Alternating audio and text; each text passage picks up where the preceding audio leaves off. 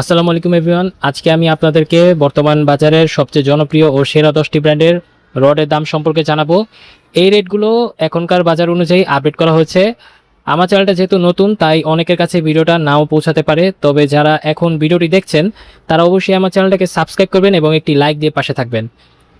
এছাড়া রডের রেটের সাথে গাড়ি ভাড়া দূরত্ব অনুযায়ী যোগ হবে। আর যারা সিমেন্টের রেট জানতে চান তারা অবশ্যই কমেন্টে আমাকে জানাবেন, আমি পরবর্তী ভিডিওতে সিমেন্টের আপডেট দিয়ে দেব।